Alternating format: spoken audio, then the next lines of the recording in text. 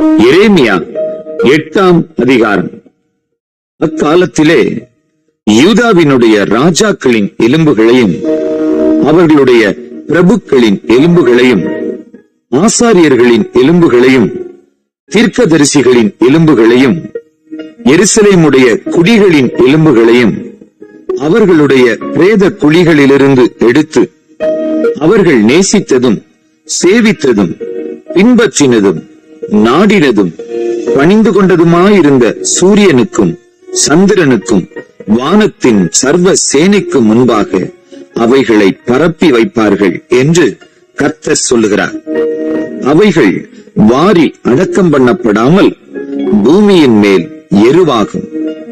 இந்த துஷ்ட வம்சத்தில் மீதியாயிருந்து என்னால் எல்லா இடங்களிலும் துரத்திவிடப்பட்டு மீந்திருக்கிற யாவருக்கும் ஜீவனை பார்க்கிலும் மரணமே விருப்பமாயிருக்கும் என்று சேனைகளின் கர்த்தர் சொல்லுகிறார்.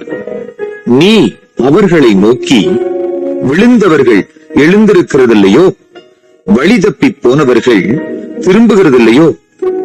ஆனாலும் எருசலேமியராகிய இந்த ஜனம் என்றைக்கும் வழி தப்பி போகிறது என்ன? கபடத்தை உறுதியாய் பிடித்திருக்கிறார்கள், திரும்ப மாட்டோம் என்கிறார்கள்.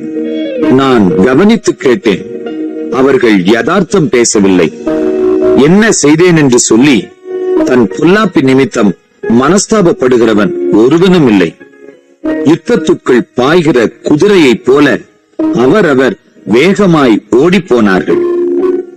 ஆகாயத்திலுள்ள நாரை முதலாய் தன் வேளையை அறியும். காட்டுப்புறாவும் கொக்கும் தகைவிலான் குருவியும் தாங்கள் வரத்தக்க காலத்தை அறியும்.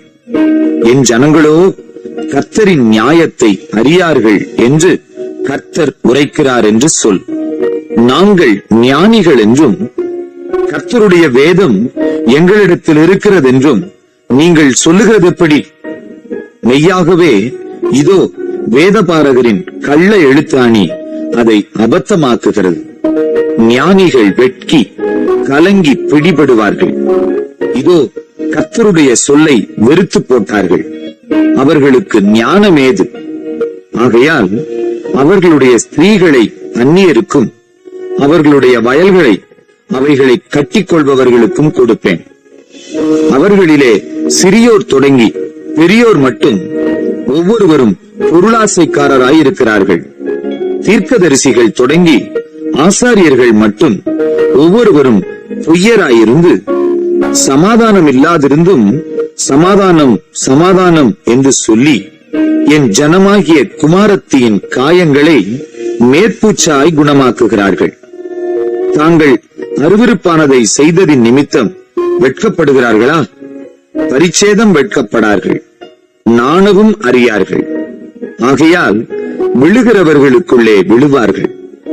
நான் அவர்களை விசாரிக்கும் காலத்திலே இடருண்டு போவார்கள் என்று கர்த்தர் சொல்லுகிறார். அவர்களை முற்றிலும் அழித்து போடுவேன் என்று கர்த்தர் சொல்லுகிறார். திராட்சை செடியிலே குலைகள் இராது, அத்தி மரத்திலே பழங்கள் இராது, இலையும் உதிரும். நான் அவர்களுக்கு கொடுத்தது அவர்களை விட்டு தாண்டி போகும் என்று சொல். நாம் சும்மா இருப்பானேன்? கூடி வாருங்கள், நாம் அரணான பட்டணங்களுக்குள் பிரவேசித்து அங்கே சங்காரமாவோம். நாம் கர்த்தருக்கு விரோதமாய் பாவம் செய்தபடியால் நம்முடைய தேவனாகிய கர்த்தர் நம்மை சங்காரம் பண்ணி நமக்கு பிச்சு கலந்த தண்ணீரை குடிக்க கொடுக்கிறார். சமாதானத்துக்கு காத்திருந்தோம், பிரயோஜனமில்லை. ஆரோக்கிய காலத்துக்கு காத்திருந்தோம், இதோ ஆபத்து. தானிலிருந்து அவர்களுடைய குதிரைகளின் மூச்சரிதல் கேட்கப்படுகிறது. அவர்களுடைய பலத்த அஸ்வங்கள் கனைக்கிற சத்தத்தினால் தேசமெல்லாம் அதிர்கிறது. அவர்கள் வந்து தேசத்தையும் அதில் உள்ளவைகளையும் பட்டணத்தையும் அதன் குடிகளையும் பட்சிப்பார்கள். மெய்யாய் இதோ தடை கட்டப்படாத சர்ப்பங்களையும் கட்டு விரியன்களையும் உங்களுக்குள் அனுப்புகிறேன். அவைகள் உங்களை கடிக்கும் என்று கர்த்தர் சொல்லுகிறார். நான் சஞ்சலத்தில் ஆறுதல் அடைய பார்த்தும் என் இருதயம் பலட்சயமாயிருக்கிறது. இதோ சீயோனில் கர்த்தர் இல்லையோ, அதில் ராஜா இல்லையோ என்று என் ஜனமாகிய குமாரத்தி தூர தேசத்திலிருந்து கூப்பிடும் சத்தம் கேட்கப்படுகிறது. ஆனால் அவர்கள் தங்கள் சுரூபங்களினாலும் அந்நியரின் மாயைகளினாலும் எனக்கு கோபம் உண்டாக்கினது என்ன என்கிறார். அறுப்பு காலம் சென்றது, கோடை காலமும் முடிந்தது, நாமோ ரட்சிக்கப்படவில்லை.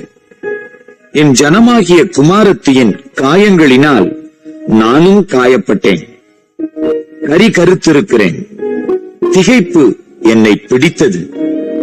கீலேயாத்திலே பிசின் தைலம் இல்லையோ, ரண வைத்தியனும் அங்கே இல்லையோ? பின்ன ஏன் என் ஜனமாகிய குமாரத்தி சுஸ்தமடையாமற் போனாள்?